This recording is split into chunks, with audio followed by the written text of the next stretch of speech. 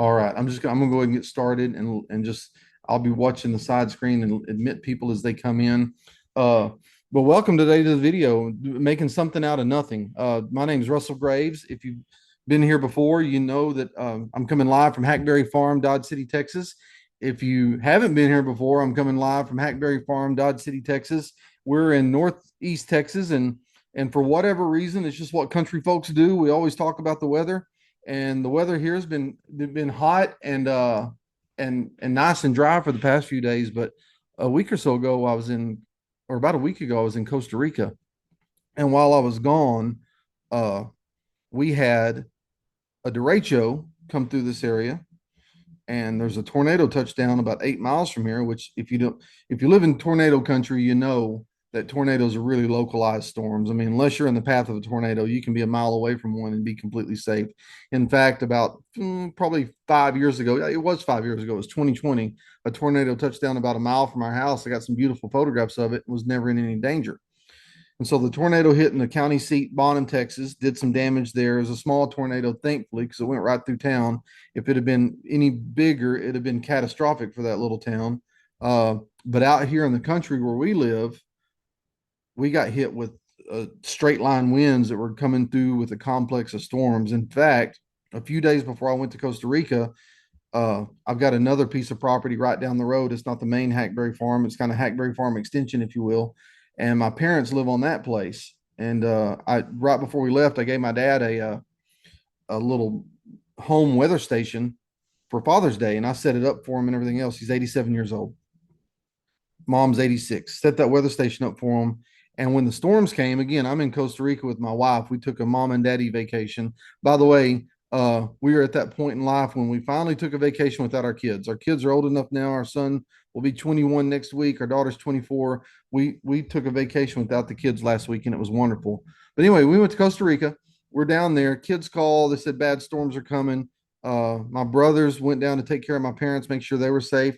That weather station, point being, the weather station logged a top wind speed of 117 miles an hour. So on that place down there, we had some outbuildings damaged. We had a lot of trees down. So I've been dealing with that mess all year long. So while the weather's good, after this is over, I'm going to start going and cutting trees up. So I've still got a busy day ahead of me. But thanks everybody for joining me today. I think you're going to get a lot of value out of this webinar. We had a whole lot of pre-sign-ups on this thing. So I think it's something someone's interested in. Stay with me towards the end. I've got three announcements I want to make, and one of them I really want everybody's input on that frequencies webinars, and I always want to kind of give the folks what they want. And so making something out of nothing is the topic of the webinar today. And we're gonna learn some techniques to make pictures like this. This is pictures, not necessarily how it appears in the beginning, and I'll explain more as we go through there. And so whenever I'm out on workshops, the truth is that nature photography, and whether we're talking wildlife or landscapes or macro or anything you can take outside, even people pictures. I'm going to show you some examples of people pictures today. It's a mixture of awesome subjects and awesome light, but that awesome light, as you know, it's kind of on the shoulders of the day. It happens early in the morning, it happens early in the evening, but or it happens early in the morning, and it happens, later in the afternoon.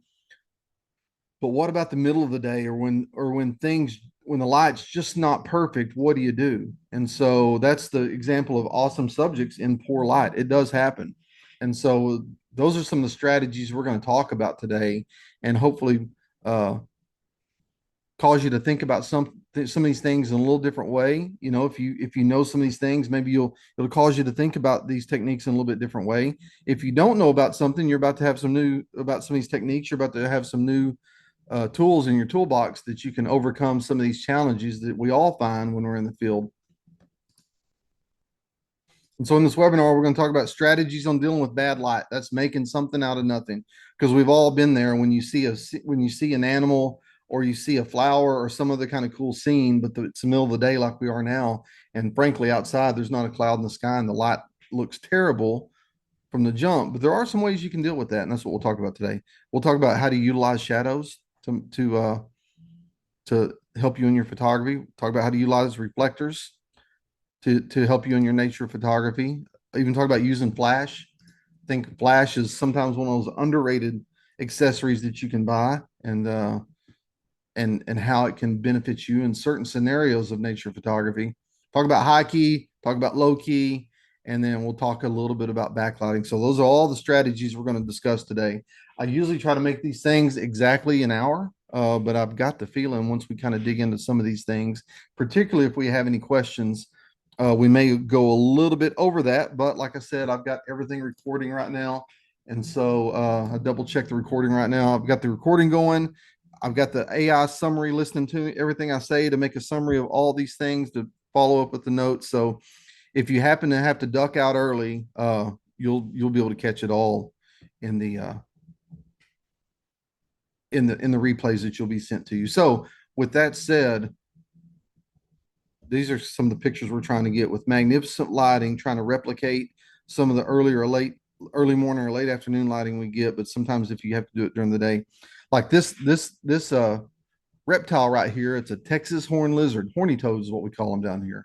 And they're about that big, probably head to tail, maybe 4 or 5 inches long, little bitty animals, but they're heat lovers. So you'll rarely find them in the morning. Sometimes you'll find them late in the afternoon, but the main time you'll find them is in the middle of the day. So what are some things you can do in the middle of the day to make sure you get good light on a subject and take engaging photos, even when the conditions aren't at their best?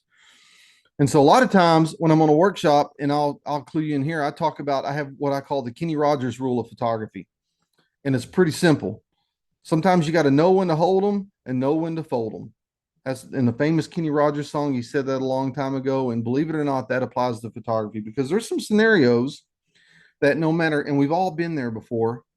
And if you want to talk, if you agree with me on some of these things, pop it in the chat. We'll look at it later. But anyway, there's some scenarios that no matter how hard you try or what technique you use, there's sometimes you just can't take a good picture or you can't take the best picture. You can always take a well composed picture, exposure's right, but because of the angle of the sun or the clouds or the flat lighting or whatever, there's just some things that you just can't overcome. And so it's helpful to know that there's just some situations. One I'm thinking about, you go to somewhere like Teton National Park. If you've been there before, you've been undoubtedly you've been to like to the Mormon Barns or Schwabacher's Landing, and early in the morning when the sun comes up, the mountains look beautiful right there. I mean, it's just gorgeous. The soft golden light on the mountains, or the soft golden light on the barn, or the Schwabacher's Landing, where you've got the water out front, and the mountains are reflecting down in the water, and everything clicks just right. And so that's the time to click away. But I have also been to those same places when there's not a cloud in the sky, middle of the day, the sun's right over top at noon or 1 o'clock, and no matter how hard you try, it's just hard to take pictures, hard to take good optimal pictures in those kind of conditions. And so it's valuable knowing that. And so it's valuable knowing that because number one, you can either just enjoy the scene without the pressure of trying to take a good picture when chances are you're not going to get good results, or if some of the if the opportunity allows, you can use some of these techniques that we'll talk about today to help optimize your photographic techniques. And then so sometimes when it's tough to take a good picture, like I just talked about, the sun's overhead, or the animal is against a bright background, like a bright sky or a flat overcast sky. And I say flat overcast sky when you've got a thin scum of clouds that kind of cover the sun. It's not really kind of overcast and the light's soft, but it's not really sunny either. It's just kind of a flat white sky. Then that's tough too. I've got some examples of that. I'm going to show you today how some easy ways to deal with this kind of thing right here, because, and I'll tell you the stories behind a couple of the pictures that I'll show you and show you how to work on it and make and optimize those. And then another time, and I see this a lot when I'm doing photo critiques, the animal's on, like a duck is on bright water and you're shooting from a high angle, like something like this right here. It's that picture, I look at it and I think, well, it's okay. But if you're looking for any kind of detail in the bird, it's just not there because the high angle of the sun, the reflectivity of the water, and the birds in the shadow. And so there's a lot of things here that conspire against you from shooting a good picture. And so these are examples of, that I think about. And I go back to the Kenny Rogers rule of photography. You got to know when to hold them and know when to fold them. And this is a good time when I may see this, I may shoot a picture just for illustrative purposes later on. I may try to get a good picture out of it, but sometimes it's just okay to enjoy the scene and wait for better conditions. That's one of the beauties of nature photography is everything changes. Here's another example of, the it was kind of an overcast day, a little bit dull and dreary. But there's still enough light to create a lot of reflectivity off the water. And because of that, you take a picture and it just doesn't look good. It's just muddy, and the bird's in focus, the composition's good, but the colors just aren't right. And we'll talk about some ways to fix some of that in this webinar today. So uh again, to recap that little part, I talk about a lot of different things that you can do to salvage some pictures, but just understand, if you're really new to nature photography, just understand there's occasions that you just, no matter what you do, or I'm not going to say how good you are at post processing, but if you've got you're in the learning phase of your photographic journey, and you're in the learning phase of your post processing journey. uh and me, I'll say I'm more advanced. I'm not the best post processor in the world, nor am I the best photographer in the world, but I know a lot about both of them. And even me, I recognize there's just sometimes, no matter how hard you try, you just can't take a good picture. And so that's part of the learning journey, is to be able to discern between when you can make a good picture and use some of these strategies we'll talk about today to salvage them, or sometimes you just got to just pass on it and move on and wait for a better opportunity some other time. So with that said, these are not in necessarily in any particular order. They're just the order I thought about everything in, and I put them down in the PowerPoint presentation when I was putting this thing together yesterday. And as I put it together, I kept thinking of more and more ways. It really grew on me. I put a couple other extra things in here uh, that grow. So these aren't in any particular orders. But the number one thing is, and I think one of the most least expensive but most effective tools you can put in your camera bag is a reflector. If you've never used one before, the reflectors can be used for a lot of things. Use them to bounce light into shadows. So if you've got harsh overhead light, and I'll back up, harsh overhead light like this, you can tell by the angle of the light on the rock, it's shining flat down on this. But use the reflector, a gold colored reflector, bounce light back into the horny toad. You can see the reflector reflected in his eyes. If I didn't have that reflector there, you wouldn't have the highlight in his eyes. You wouldn't have that golden color. You wouldn't have the golden color on the rock. The rock would be really, because it's a light colored rock. Rock would be really washed out, and there'd be a lot of really kind of harsh lighting and harsh shadows on the subject, and it just wouldn't be as good a shot. So that's where reflectors come in handy. Now you can't use a reflector uh, on a big animal, unless it's a habituated animal, or it's you've got a big enough reflector, because those reflectors only work for a certain distance away from it. So typically this technique, when I'm using a reflector, all comes into play when you're talking about shooting macro stuff, or shooting flowers, or shooting reptiles, small reptiles and smaller animals. It really works good for that. And so, like I said, use the bounce light in the shadows. And so I use a 5-in-1 reflector. And again, it works great on small subjects like flowers, small animals, insects, or even people. And so I know, even though we talk about nature photography all the time, and that's the focus of all these webinars I do, or most all of them. I've done a couple that aren't strictly nature photography.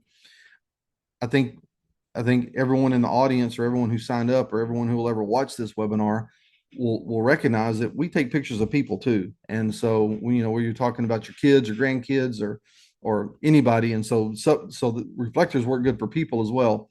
This is a 5-in-1 reflector. Uh, if you're not familiar with what I'm talking about, it's a 5-in-1 reflector and kind of an exploded view. Now, when you pull them out of the bag, that's just one piece, because they've got the inner hoop that has just a kind of a translucent, it's called a scrim, a translucent cloth over it that light can get through, and that's good for making shadows. Uh, and then it has, a lot of times it'll have the black and white, on black on one side, white on the other, that you can use. And then you can unzip the outer cover, flip it around, it'll have like gold and silver on the other side. And so whatever looks best to you, whether you're just going to bounce white light into a subject, silver light into a subject. I prefer gold. It works great for all that. Still got a few more people coming in. And so, but again, you buy them by the inches. You can buy a 12-inch reflector that works good for really small subjects. You can buy a 24-inch, a 36-inch. You can really, I mean, I don't know the biggest they make. I've got one reflector that's not round. It's more kind of a oblong shape, and I think it's almost, I think it's about 6 feet tall. I use it for portrait work when I need to do it. And back in the day when I used to do a lot more commercial work, I'd use it to really bounce light, a full length light on a person. And so that's what I'd use it for. Uh, but a really versatile tool. A lot of times when I'm going in the field shooting pictures of flowers, I'll carry like an 18 or a 24-inch because they fold down about like that. They'll fit in almost any camera pack and they work really, really, really well. And so here's an example of some picture of some flowers I took a picture of. And that's just me trying to struggle with the natural light that was there. It was a little bit shady. The light's uneven. You can see some highlights on some of the flower petals, and you can see the shade down below. And but just by bringing in a reflector, it kind of brightens up the whole scene. You know, makes it makes the petals that are in the sun a little bit brighter, not too bad. I mean, you can I didn't really go in and edit these that much. I mean, you could always, if you really want to get picky, you go in and just selectively, create a circular mask around some of these flowers and bring them all to the same level. But again, you can see just by adding one little, and the cost of these things is dependent on size, but anywhere from, I'm going to say, 10 to 15 bucks all the way up to 100 bucks you can buy one of these reflectors for, and they're really, really versatile, again, for just bouncing not only gold light but all kinds of colors of light. And I said they work good on people. And this is that soon to be 21-year-old boy. This is him when he was a little kid. It's one of my favorite pictures I've ever taken of him. This was actually a magazine cover I shot. And so to make him comfortable, when I ran down all the techniques a while ago, we talked about backlighting, and we're going to learn and filling in shadow using a reflector and all that stuff. And this is two techniques combined. I backlit him. And if you ever, and I'll talk about it again in a minute, if you're ever taking pictures of people, that's a good side tip. If it's in the middle of the day, or if it's late in the day, so they're not squinting into the sun, a good technique is to backlight them, put the sun behind their back, and then you can use a fill like a reflector and bounce light back into them. And that's what all that light you see on his side, that golden look on his face, on his shoulder, on that one leg, and you can see how it kind of falls off there. And then even on the pumpkin, uh, that was uh, that was all done with the aid of a reflector that's just right off camera that you can't see. So again, I can't say enough good things about reflectors. I learned that trick of using a reflector to deal with bad light probably 25 years ago, and it's something I still do a lot today, and I carry that reflector a lot with me whenever I go into the field. And then shade is your friend too. If again, doesn't all you can't always make a big elk move where you want them to move, but sometimes if you're patient, you can utilize shade to really help combat poor uh, overhead light. And when I talk about shade, I'm talking about even shade. It's not the splotchy shade where you have some splotches of sun and some splotches of shade, but the good even shade over a subject is your friend. So a lot of times when I'm out in the field, if we, say we're in Yellowstone and we see a black bear that's out in harsh sun and he's headed towards the woods, a lot of times it's just best to wait. And when he gets into the woods and into the even shade, to start taking pictures. And again, shade can be used to even out harsh lighting. And that's another, I learned that by taking pictures of people a long time ago, especially, because when you're doing a magazine assignment or commercial shoot and you're scheduling people, you don't always have a chance to say, okay, I want you here at 8 in the morning, or I want you here at 6 in the afternoon to get the best light. Sometimes you got to take pictures when people can show up. And so I learned a long time ago, if you start looking for areas of shade, works for people, works for plants, works for flowers, works for wildlife. If you start looking for areas of good shade, and either you're patient and you wait for an animal to move into that shade if they're moving there, or if there's a way that you can uh, move shade to it, it works really good. And so a 5-in-1 reflector can be used to make shade. I talked about it has that scrim that like a soft box, it really softens the light on like a flower or a small reptile if you're doing macro work, or a bug or whatever else. You can also use it just to make shade, just to block the sun and put shade on top of a subject, and that works good. Uh, and that's what I was talking about there. You can find the same subject in the shade, or move the subject to the shade. and it's good for people photography as well. So this is a good example. This is a flower called silver leaf nightshade, and it's I don't know what the total range is. It's related to tomatoes, believe it or not. I don't know what the total range of the silverleaf nightshade is, but they're pretty common in Texas. One of my areas of expertise, I've always photographed is agriculture photography. And so one of the things I set out to do a long, long time ago was to build a library of uh, common agricultural weeds. I'm a little hesitant to call them weeds because it's a weed depending on what kind of cap you're wearing. If you're wearing a farmer's cap and you're trying to grow cotton, then these things obviously can be a little problematic. But if you're wearing a a, uh, a khaki cap or a camo cap and you're interested in conservation, they do provide benefits to various wildlife species. So whichever way you stand, I just wanted to get a good picture of silverleaf nightshade along with all kinds of other plants. And so one of the things I learned when you're in the field is when you find a good specimen, you take it right then.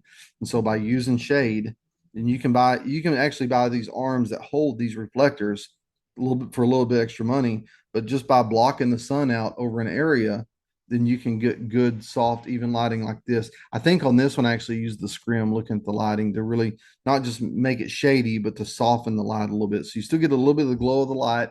You can see by the highlights on top of the leaves and all that, but it's a way to help you combat just that middle of the day kind of really harsh light just by providing shade to a scene. And again, talking about people pictures, this is a picture of a guy named Red River Dean. I shot this for a magazine about 10 years ago, I think. Had to meet him in the middle of the day. And, the most simple thing to do, because he was a simple man, lived by the land. Those are onions hanging up behind him in his little shed out by his garden.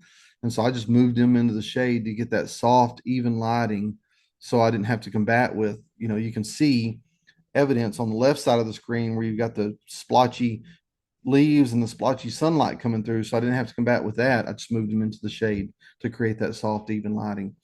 I'll tell you this guy's story a little bit. It's kind of interesting. I did a story for a magazine here in Texas about the Red River. And if you're not familiar with Texas geography, the Red River, if you look at a map, is the border between Texas and Oklahoma, Texas to the south, Oklahoma to the north. And it's one of the only rivers in Texas that there's not a city that sits on its banks. And so it's really still kind of a wild, there's one reservoir on it, but it's still a wild river and it runs from the semi-arid deserts where it headwaters out in the Texas Panhandle, makes all the canyon country, flows all the way across North Texas, southern Oklahoma, and then it enters into Arkansas in the very far northeast corner of Texas, and then it ends up running into the Mississippi and becoming part of that drainage. Well, anyway, Red River Dean built a homemade raft one time and floated from Lake Texoma, where the dam is, all the way to the Red River on that homemade raft. And he wrote a book about it. And so when I was working on that story, he was one of the characters that I interviewed. And again, uh, when you're tasked with trying to get good pictures of people or things, and you're fighting with rough light, look for shade. It always helps. And then flash is your friend as well. And so flash is one of those things. It's kind of a give or take, whether you like it or not. I remember. Let me think. Oh, I can tell you when it is. Back in the early days for me for digital photography. And by the way, this September, and I can prove it by metadata. I remember the picture that I took that uh really convinced me that it was time to move to digital. I took it of my daughter when she was little. And looking back at the metadata on that picture, that was 20 years ago. This September, I switched to from shooting film to digital photography. And so in the earth back in around that time, 2004, 2005, a common technique that a lot of people used was to use flash for bird photography. So you could put a flash on your camera. You could use this Fresnel lens that would project the flash. And if you don't know what a Fresnel lens is, if you think back to when you're in school and they had those overhead projectors and the light would come up from underneath the projector and then go through the little prism and shine on the wall where the teacher would diagram math problems or whatever else. That lens in the top of that in the top of that, not in the prism up top, but on the flat part where they'd put the transparency, the lens underneath it was a Fresnel lens. And all it would do is take one light source and then magnify it. And so early on, there's a lot of people, and you can still buy all this stuff. And I guess there's still people that advocate for it, but it was really, for me, it really kind of came into fashion during that time for nature photography. And it's got its place because people use flash for filling in shadows on birds, or using it to help freeze the action when you're doing birds in flight, because it would really project a flash far out for you. I've just, for that, I've never been a big fan of just the look of it. I'm not saying there's anything wrong with that technique, but for me, I've just never been a big fan of using flash for for birds or anything else. I'm not going to get into the argument whether it disturbs them or not. I don't know if it does or not, but I know in general, I just never really liked to look at it because it had kind of an artificial look to me. But I will use it a lot on when you're looking at small subjects like flowers, or even macro photography. I do think it has its place there because the light's a little easier to control. You can really soften it up and really kind of mimic the way the light would look naturally. I think it's a more natural look when you're using it for small subjects. Two good things about flashes if you've never used them before, and I'll get into showing you some examples here in a second. Two good things about flashes if you've never used them before. Number one, they're really, really easy to use. This ain't 1990 anymore. Back in the day, you had to look at all these complicated charts and get everything dialed in right on your camera. And it was kind of hit or miss. You could only put the flash on the camera. Hardly anyone used the flash off the camera. But somewhere along the way, the camera manufacturers figured out how to make the flash talk to the camera. And literally now, with a few exceptions, you do have to adjust it every now and then, but it's really easy to do. But now it happens so quick you don't see it. But now, whenever your flash fires, it'll fly right before your shutter opens. It'll fire one test flash, and it happens in an instant. You don't even see it. It happens so fast.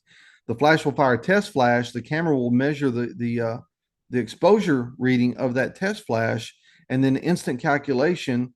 It will regulate your camera will regulate the output of your flash, and then when the shutter opens, it blends everything seamlessly. So there's no heavy lifting to do. The camera figures out all the math for you now. And so when it's called TTL, or through the lens metering, and that's what Canon calls it, I think, ETTL. Nikon has another name for it. Sony probably has another name for it. But the point is, essentially, the camera does all the heavy lift. I mean, the camera and the flash talk to each other, and they do all the heavy lifting for you. So really, it's just kind of a plug and play accessory you can use. So that's the good news. The second good news is, because it is TTL, you can either now take your flash off the camera, which is the best angle of light anyway.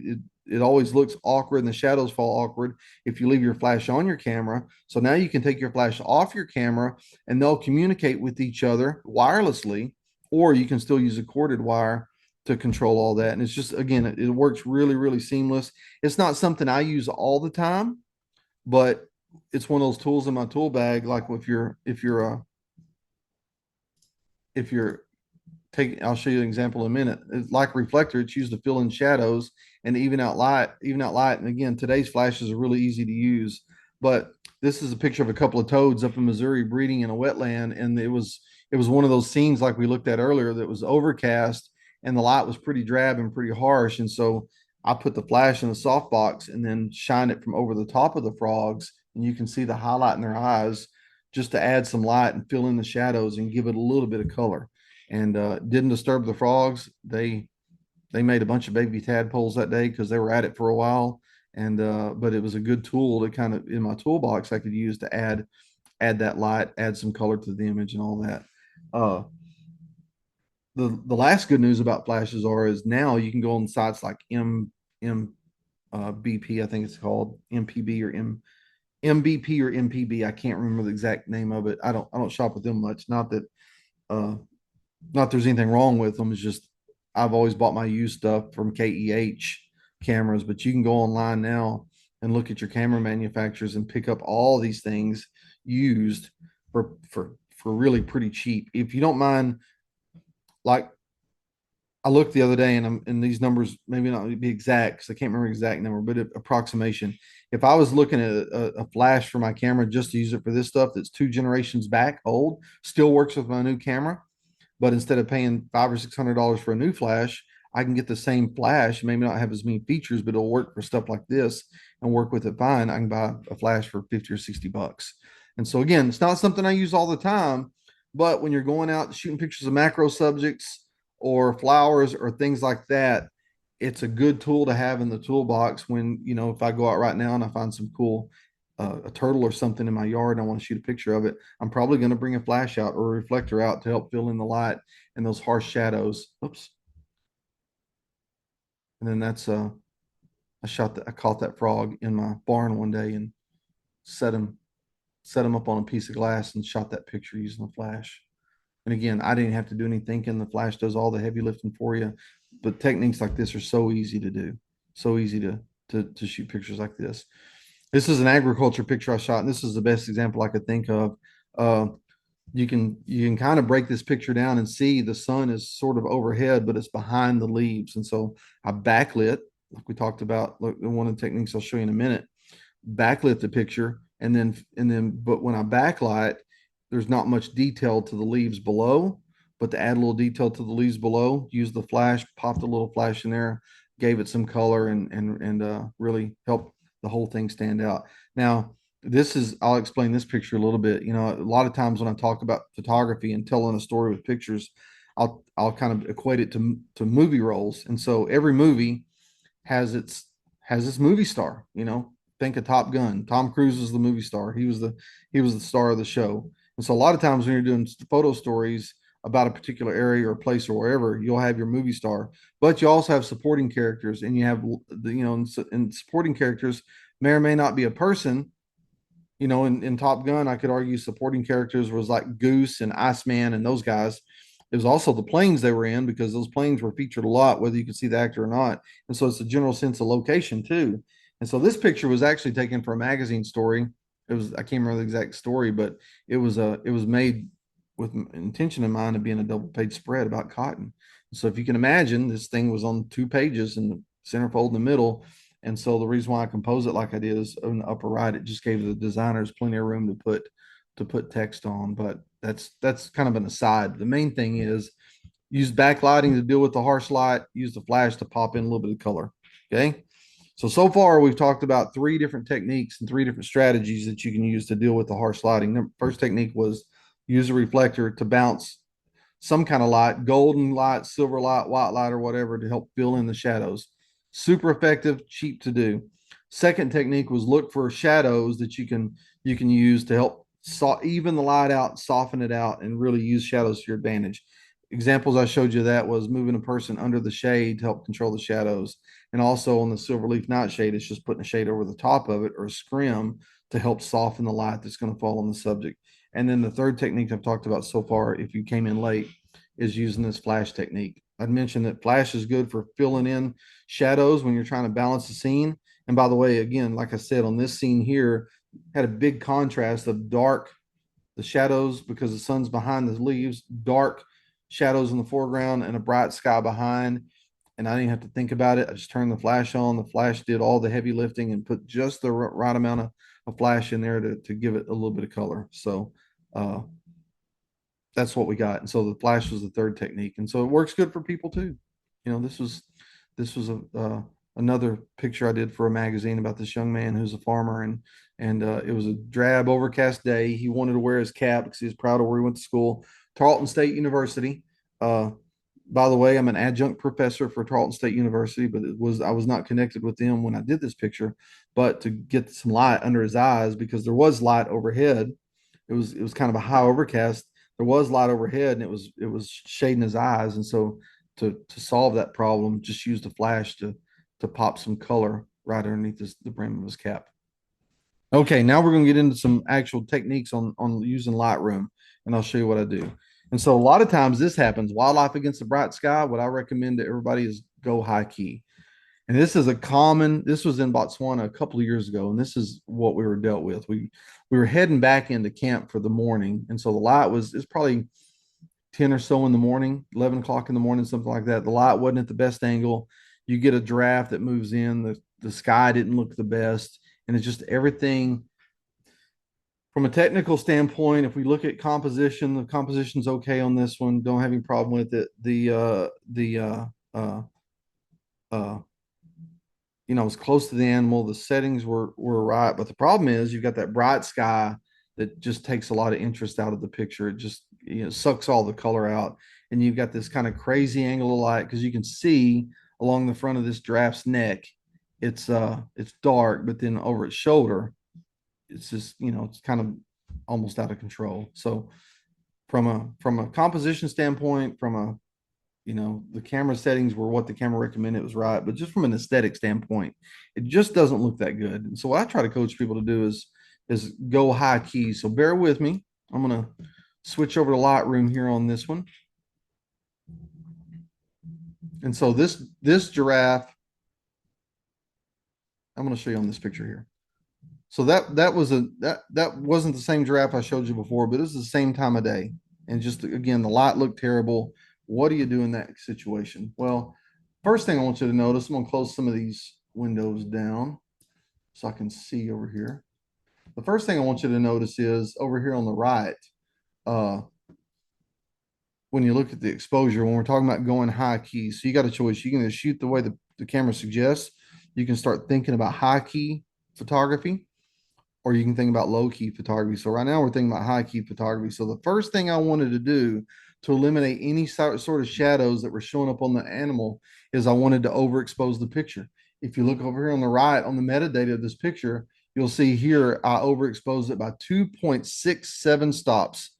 So in other words, the camera was suggesting what the exposure ought to be. And because I knew what I was going to do at the end in mind on the high key shot, I overexposed the image to try to get rid of the shadows and bring out more detail in the subject. Now, using that analogy I used a while ago, the sky looks terrible in this picture, and that's on purpose. The sky is not the star of my movie, the giraffe is. So that's what I'm focusing on. So this is the sort of thinking with the end in mind is what I'm doing, because I knew if I shot a straight up picture of this giraffe, it just wasn't going to look good because I showed you the that picture right there. Just doesn't look good. I mean, and plus two, I knew we'd see more giraffes later on, so I waited. And I'm using giraffes as an example. You may never get to Africa, but this technique works good if you're in Yellowstone and you see an elk or you see any other kind of animal. This technique works good there. So thinking with the end in mind, knowing I wanted to do a high key, the first thing I did was I overexposed it to try to get rid of all the shadows in the subject. First thing I did. Then the next thing I did, I've got to move some windows around on this thing. Oops, sorry. Okay, I can't move that window. So I'm gonna have to work around this the best I can. So I'm gonna go into the develop module now. But again, I'll overexpose this picture on purpose. This is the way it came out of the camera. And it looks terrible now, but I think we can improve on that. So I'm gonna go into the develop module. And I've got my history over here that I'll walk you through on it. But the first thing I do, this is kind of cheating. Those don't tell on me, those real advanced Lightroom users may not like this, but I do it a lot. First thing I'm going to do when I go in here is hit auto and just see what the camera does. And so the camera sees the bright background.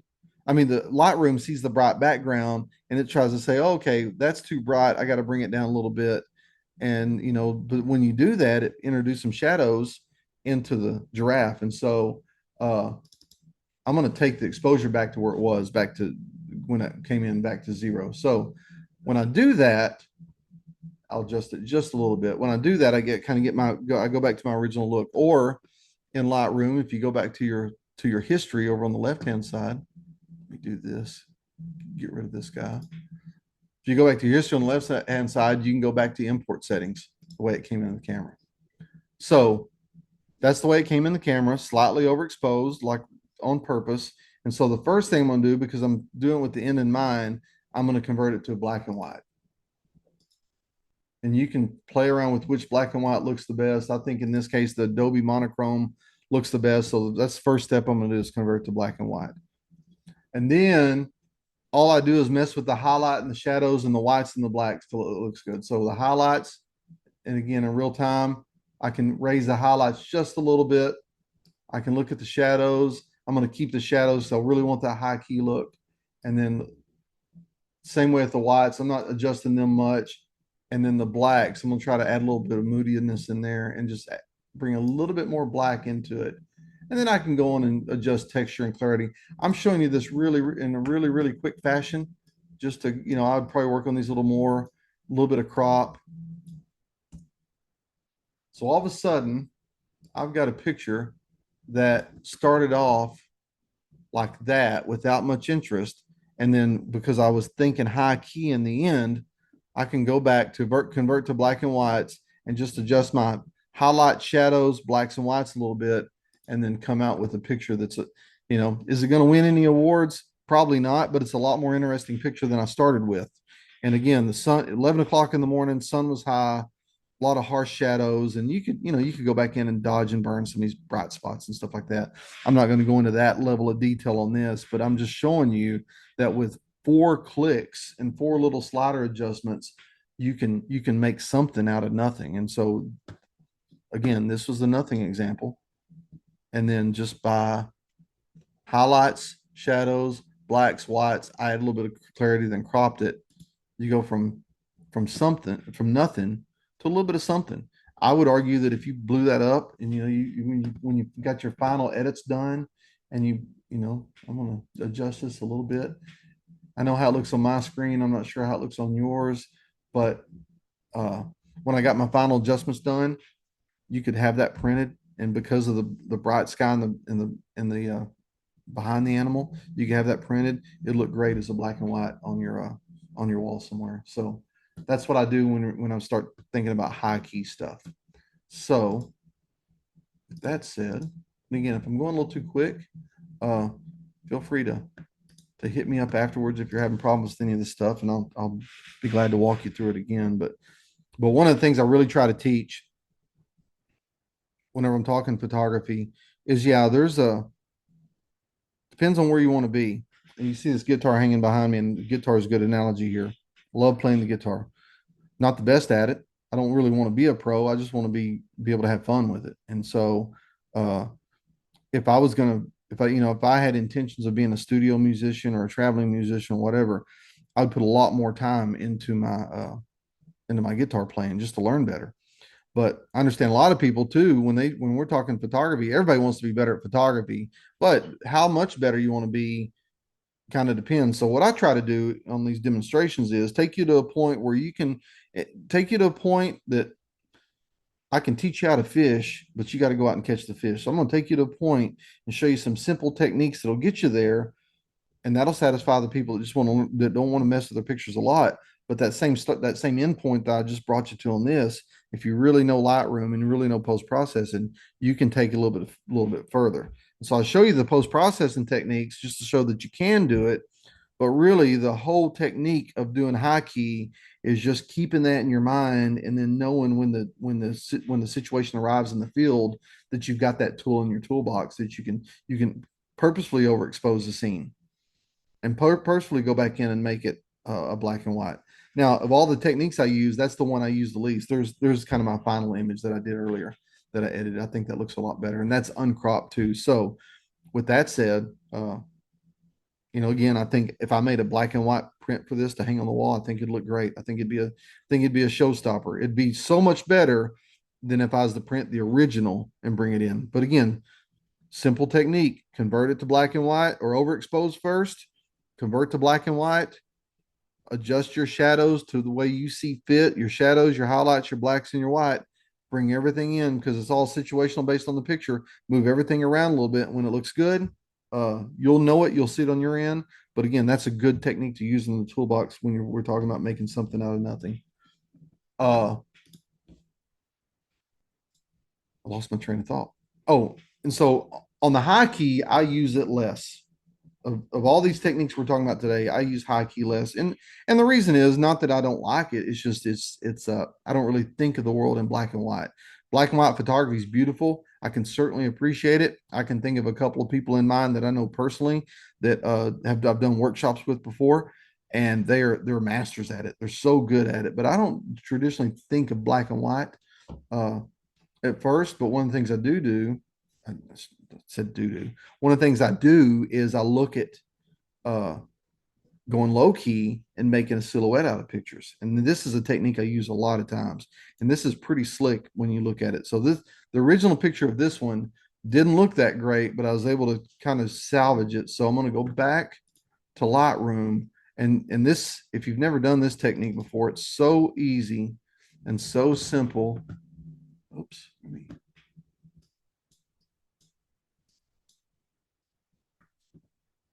I got this zoom bar hiding. There we go. I got this zoom bar hiding my stuff on the screen. I can't see it. Uh, anyway, here's a little. Whenever I do these demonstrations like this, I always put things in a quick collection. If you want to know of if you don't know this in Lightroom, if you don't want to know a quick way of just adding uh, a group of random pictures to a collection really quick without having to go out and make another folder or whatever else, the letter B, add it to a quick collection. So that's what I did beforehand and gave you some of these pictures. Uh, I'll show you a couple of examples of this. Here's a giraffe here. Same giraffe. There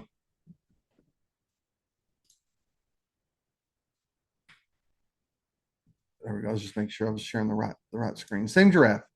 And so if you look here, my thinking was the opposite. And this was all at the same time. This is the same giraffe we saw a while ago. So my thinking was the opposite. And so instead of overexposing it for high key, I underexposed it this time. If you look here, it's 2/3 of a stop underexposed.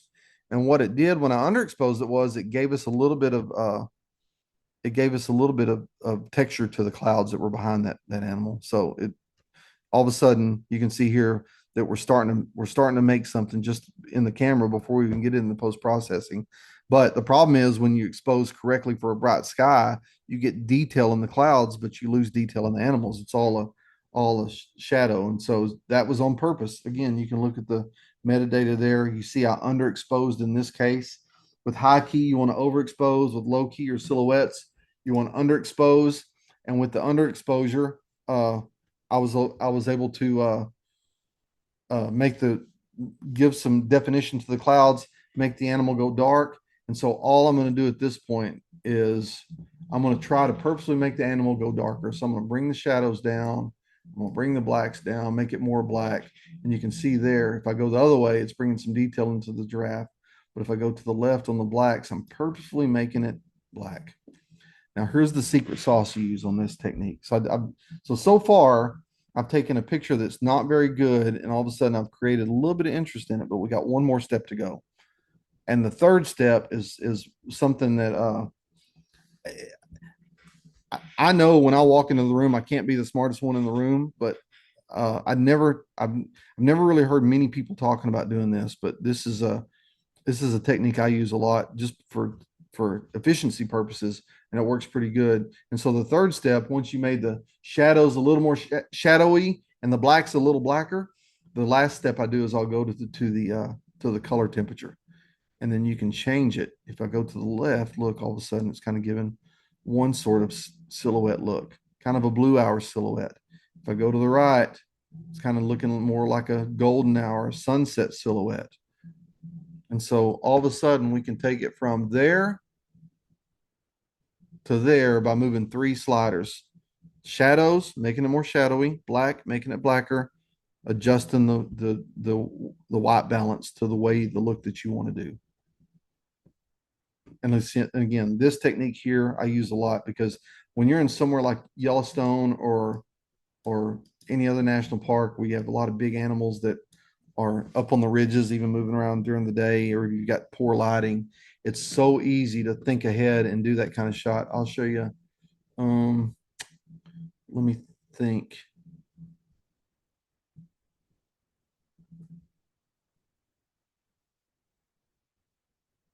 I thought I had another example in here, but even this picture here, I'll just show you that one. If we look at the history, I did the same thing. There's the import settings. That's what it looked like out of the camera. The little elk calf in Yellowstone up on a ridge looking at us.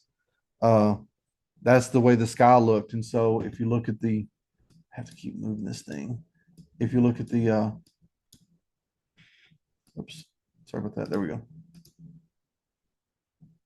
I don't know if y'all can see that on my end, but there's a zoom bar that's right in the middle. Uh, right in the middle. And this one I didn't have to underexpose any. I probably should have underexposed a little bit, but the sky dominated the scene so much.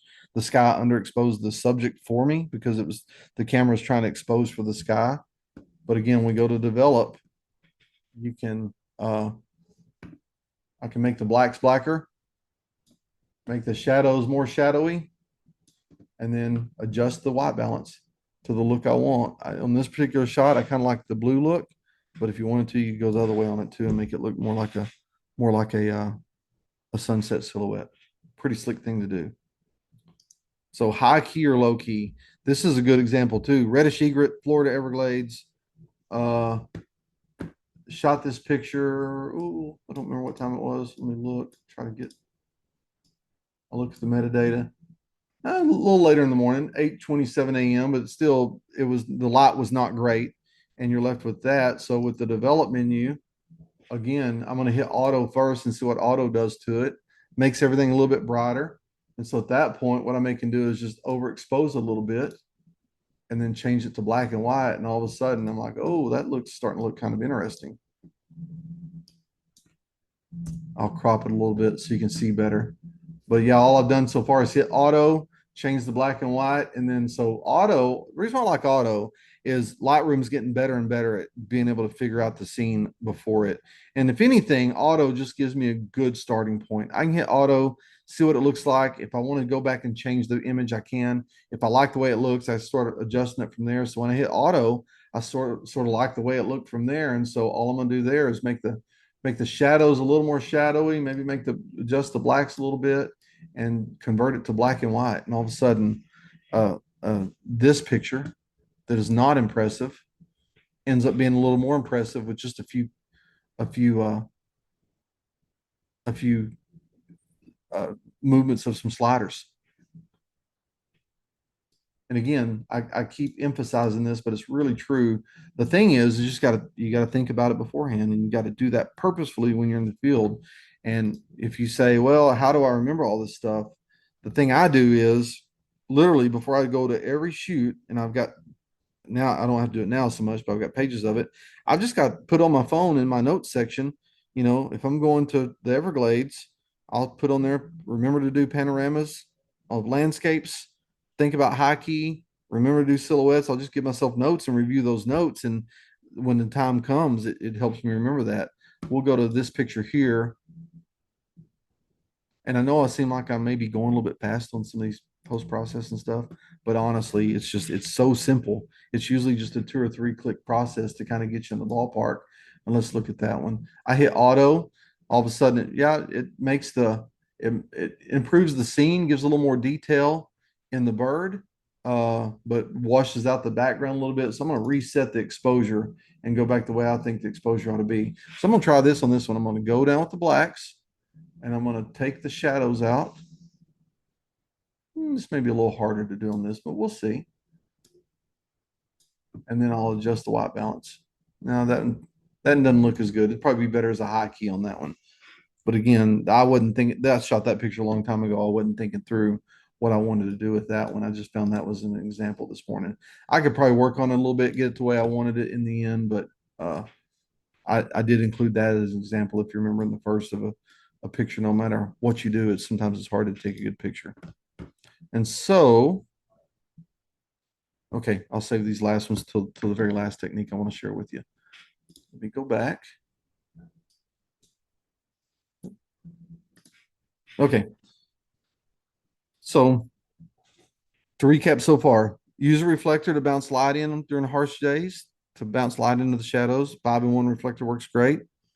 Think about moving the subject into shadows if you can, if that's an opportunity for you to help even out the lighting. Third thing you can do is use a flash to help fill in shadows, just like a reflector, but a flash is probably a little more powerful, a little more versatile. Fourth thing you can do on to make something out of nothing is think high key. Remember the steps of high key. What I did was I purposefully overexposed an animal and it works best if the animal is against a bright sky. I purposefully overexposed the animal and then converted it to black and white, adjusted the blacks and the shadows, adjusted the whites a little bit, and made a black and white out of it. Low key or silhouette was the other one. And on that case, I purposefully underexposed the picture in the field, animal against the bright sky, underexposed it. And then in post processing, made the shadows more shadowy, made the blacks more black, And then the key part of that is adjust the white balance to where you think it looks best, whether a blue hour silhouette or a golden hour silhouette, what looks best. So the last technique I want to share with you is if the light's overhead, is consider backlighting. And that, and I kind of alluded to it earlier with people pictures, but it works good for wildlife too. And these pictures here were shot, I think about 11 o'clock in the morning. One morning we found these rams, and these were magnificent rams. And you hate to go away with bad pictures. So what are those things you can do to help improve your lot in life? And again, backlighting works great when the light is at a poor angle.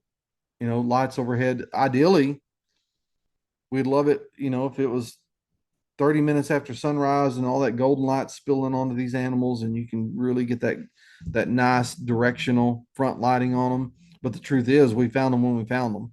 And this, I would argue, this ram here may be one of the biggest bighorn rams in terms of the total volume and size of his horns, may be one of the biggest ones on the planet. We found them at the time of day we found them, and you take pictures when you find them. And so the technique here was to try to maneuver in a position where we could backlight them. And it's a bonus, like I say here, if you can backlight a subject against a dark background. I just think that looks a lot better than trying to backlight a subject against a bright background. Because again, the ram's the star of the show. Background really doesn't matter. But when you have a dark background like that, all of a sudden you get this little rim light. You can see that rim light along the edge of the horns there, and along the back of the ears and the neck and all that. And that rim light really helps things stand out. Can't always do it, but if you're trying to seek to do it, if you have an opportunity, always try to put a backlit animal against a dark background. And then again, same technique with people. It works great when you're taking pictures of people as well. So I'm going to show you this picture, then I'll go to demonstration. This picture of this ram was taken with more side lighting. You can see how ugly the shadows are. The sun's overhead. It's putting all the shadow down on its neck. It doesn't look good. The lighting is uneven. So borrowing from another technique, the only way we can put this animal in the shadow is to backlight it. And so this picture here and this picture here, if I remember right, were taken 4 minutes apart. This is a different animal than this one, but they're all in the same herd. And these just happen to move in an area where I could backlight them against some dark trees. And so this picture, is it good? Yeah. I mean, from like the giraffe picture earlier, from it may be a little soft. I may not have got the focus right looking at the eyes, or it may just maybe the way it's rendered when I rendered it. I don't think I rendered this a full size image, so maybe pixelated a little bit. But the just the lighting's not good. I mean, it's just a fact, and there's nothing I could do about it because again, we found them when we found them, and you're trying to get a good picture, and so luckily we're able to backlight these animals. And again, the thing about backlighting is, yeah, you got some really kind of harsh areas here on top of his horns. I don't really worry about that stuff that much, but I think the reason why it stands out against a dark background is because, like I said earlier, all of a sudden you can see just this beautiful rim light. If you think back, to your pictures when you're in elementary school on school picture day or high school, whenever, if you think about the 3 light setup that all portrait photographers use, you're essentially mimicking that here. So the 3 light setup includes a main light, which in this case, the sun was our main light. It served as our main light and a secondary light. I'll tell you about this, what secondary light is too in a minute. You have the field light, which the field light's all the ambient light that's just bouncing around from the grass and everything else onto the animal. And then the third light, if you'll remember, when you'd sit down to get a picture made, there's always a light right behind your head. And that's the hair light. And that hair light's purpose on portrait photography was to add this little rim light all around you to make you separate from the background, stand out from the background. And that's exactly the same technique you're thinking about here when you're trying to deal with when the light's bad. And so by putting it against a dark background, you're able to utilize that rim light. And it really helps the whole animal stand out. So I would argue, will this picture ever win any major awards or a wildlife photography contest? Probably not. Is it a good picture? I think it is. And I think it's so much better than this one just because of the quality of the light. And all I had to do was have the presence of mind to try to move myself in a position where we could backlight this animal in a good spot. So with that said, I will show you a quick demonstration on this one. Let me switch everything back over. Tend to forget where I'm at sometime. Yeah, so here's the original picture here. This is when I hit auto on this picture. It made it a little bit better. And you can see this picture was taken on September 23rd at 10:37 a.m. And then this same picture here was taken at 10:42. So yeah, 5 minutes apart right there. Same herd of animals, same everything, 5 minutes apart. So I'll show you. This is the way that's the way the picture came out of the computer right there. It was mostly well exposed. The grass in front is backlit too, so it's kind of bright. I don't really worry about that too much because it's uh it's not the star of my show. It's okay like it is. But again, like always, I'll hit auto, and auto really kind of improves the image instantly. And so you're able to bring a lot of detail in the animal and kind of preserve some of your highlights as well. If you look at the histogram up here, you know, there's nothing clipping, so I think we're in range there. What I would do on a picture like this is I may adjust the exposure just a little bit to try to make it a little bit darker like I did there. But here's a neat trick you can do too when you're backlighting the subject, because the problem with backlighting is if you try to bring too much detail in the animal, everything around it starts to blow out. The background blows out, the foreground blows out, and everything else. But using a tool like a Lightroom, if I was going to do anything else, I may do this right here. I'm going to zoom in on it there. If I use my mask, I'm going to create a radial gradient. So all I'm going to do is create a little circle filter like this, right? Make it a little bit bigger than the eye. Feather it good so the edges feather off and you can't really see the hard edges of this filter. And then I'm just going to place it right over the front of the eye. Then all I'm going to do is, oops. Then all I'm going to do is duplicate. This is a cool trick too. I'm going to duplicate that gradient. So it's going to copy it. And I'm going to move the same one over here. The reason why this is a slick trick here, if you've never seen it before, watch what happens when I adjust the exposure. Because I'm going to try to bring a little more exposure into the eyes. That's the crazy looking. That's too much. That's not enough. So these adjustments are really subtle. So I'm just going to try to brighten up the eyes just a little bit, maybe adjust the contrast. But when you create that one mask and you duplicate it, all of a sudden, whenever you make the changes, it changes both masks equally. So you're not having to adjust one mask and then try to match the other mask to it. It's masking them both equally. So all I did there was brighten up the eyes a little bit, adjust the contrast a little bit, and then so you can see. Let me go ahead and lock those into place. And so now here's the original. Here's when I just hit auto, and then when I add the mask, it's just subtle. I mean, I don't know if you can see it there. It's subtle, but there's without messing with the eyes, and that's the subtle adjustment. Just brighten up the eyes a little bit, raise the exposure just a tad on the eyes, just to help them pop a little bit. And really it makes, since we all connect with the eyes, it made a lot of difference in the world on the way that picture looks. And so again, it's just so much of this is just thinking ahead and realizing what you can do when you get into the field. And so that's the demonstration on backlighting. Key things on backlighting takeaway is try to get it, whatever you're taking a picture of, whether it's a plant or animal or whatever, against a darker background. So the backlight, the light coming in behind it will help create that rim light and help it stand out from the background. And then if need be, add you a mask to the eyes and brighten the eyes just a little bit there. So that elk picture was one I took that all I did was underexpose it, make the elk black on purpose, underexpose the elk in the field on purpose. And then because that picture was shot about 10 in the morning against a cloudy sky in Yellowstone, right by the West Yellowstone, the Roosevelt Gate there in Gardner, and then adjusted the white balance to make it look like a sunset silhouette.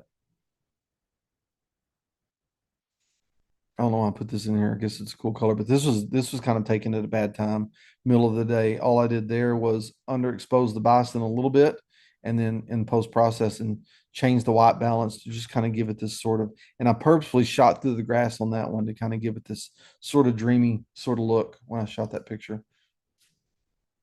And that's the same RAM, different picture than I worked on a minute ago. But again, all I did there was backlight it against a dark background, hit auto, and then added the mask to the eyes to brighten the eyes up just a little bit.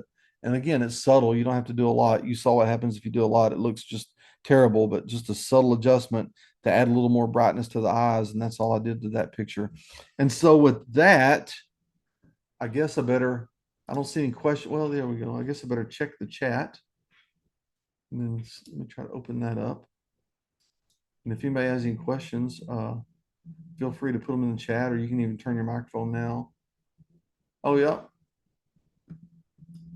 Wesley, yeah, you were with me on that picture. That was that giraffe. So when we were in, we were, whenever we were in Yellowstone. So that's it. Well, if we don't have any other questions, if you go back and watch this video and practice some of these techniques, it's really, really pretty simple. And oh, there's a question there. Uh, Wendy asked, when doing, oops, when, and stay with me because I got a couple of announcements I'll make too. Wendy asked, when you do high key, do you always do black and white? Yeah, usually on high key, and that's what I was talking about earlier. I don't do that a lot, but it is a technique I use. I mean, you could technically use. I've tried to do high key in color, but to me, because of the technical limitations of the camera and being in the field, I don't do it as much because I think it looks better in black and white. Now, if you're you can make it. I don't know if you've ever seen that Joel Satori's work that he does the photo arc. When he shoots animals against a white background, that's essentially high keys doing there too, but he does it in color and they look really good. But uh I think the limitations you have when you're in the field uh make it, for me it makes it harder to do high key with anything but black and white.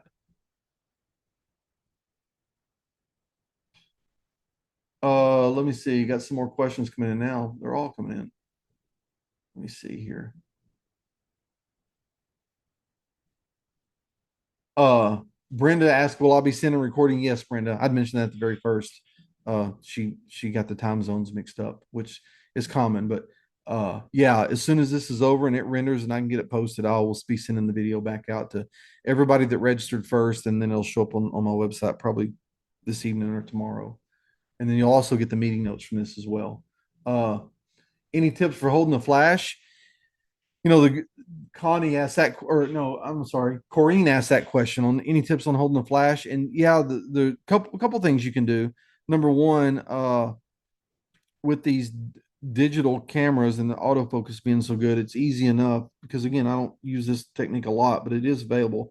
You can just hold it by hand. You know, if you've got it either wirelessly or corded, you can just hold it by hand in position.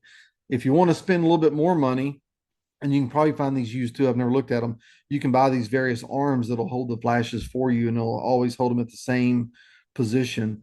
In general, and this isn't always true, but in general, a 45-degree angle off the axis of the camera and the lens is a good angle of light to start from for a flash, and then up a little bit. So 45-degree angle, downward facing light to some degree, not completely downward, but you know, the thing I tell people is a 45-degree out and a 45-degree up is a good angle to start. And then with those flash brackets, you can adjust them to hold that light in the same place each and every time. So I hope that helps there. So keep the questions coming. I'll go ahead and go to the announcements here that you might want to hear. If you've ever downloaded my cheat sheets before, I did an update to them this week. So I added a few more cheat sheets. There was one place where I forgot a period, did some minor design changes, but anyway, there's some new cheat sheets there. If you want to go up, download the new set, there's the QR code. If you want to do that, they're free. You just enter your email address, check your inbox later. It'll send you a download link and you can email those cheat sheets as well. If you're interested, about a week and a half ago, 2 weeks ago, with little fanfare. I'd sent one email out about it, but I hadn't really talked about a lot of it yet. I haven't really done a deep dive on the individual workshops, but the new 2026 workshop schedule's out. Uh, I'm grateful for the fact that some have already sold out, but there's still a lot of spots left to some really cool places. Not only in the United States that are really, really low cost workshops, but and we've also got more expensive destinations around the world. But I think they're all a value because when you go on a workshop with me, they're all inclusive. All you got to do is get yourself to the meeting spot and back home from the meeting spot. Russell takes care of everything in between, from transportation to lodging to meals to local gratuities, whatever else. I take care of all that, and so and then the thing I'm most proud of is when you travel with me, everybody gets their own room. Very, very few exceptions. Sometimes you can't get around it. Like next week. We're doing a trip next week to an Alaskan cruise, and just because of the nature of the ship, we had to do room sharing there, but we found people who are willing to do that. But for the most part, when you travel with me, you get your own room and you don't get upcharged for a single supplement. That all that's just built into the price. So if you're interested in that, go to hackberryfarmtexas.com. Take a look at the 26 workshop schedule. Still got a couple of spots left on some 2025 workshops. I've got one spot left on the Autumn in the Smokies, which is a wonderful workshop. Of all the national parks I've been to, the Smoky Mountain National Park is my favorite. I love going there. I could do if I could do a workshop there a month, I would. I just love that place. And then a couple had some people move from one workshop to another, so it created an opening on the Cowboys and Canyonlands of Texas workshop that's coming up in December. So I got a couple spots there. And send me your webinar ideas. I've never solicited for ideas before. If you've got an idea for a webinar and you've got some stuff you want to learn, feel free to send me your ideas. I always love to hear from it. Every month when I sit down and figure out what I'm going to talk about this month, sometimes I come up short. Sometimes I think, well, maybe people want to learn this, but I never really know. So I encourage you to stay in touch. Send me an email at russell@hackberryfarmtexas.com. I always answer emails. Admittedly, sometimes maybe a day or two till I get to it, but I always answer emails and I'm always willing to follow up with people because, again, love photography, love talking photography with folks. So anytime, whether you download the cheat sheets or not, whether you ever come on a workshop with me or not, uh, uh, I'll still talk photography with you. So feel free to stay in touch and ask anything that you want to. I mean, with that said, I will say thank you. We only went 17 minutes over this time, so that's pretty good. Wesley said thank you. You deserve a gin and tonic. I agree, Wesley. Those gin and tonics are pretty fun when you're over there in Africa and they serve those to you at night on Sundowner. So with that said, like I said, stay in touch. Appreciate everyone for everything, and we will talk to you soon. Take care.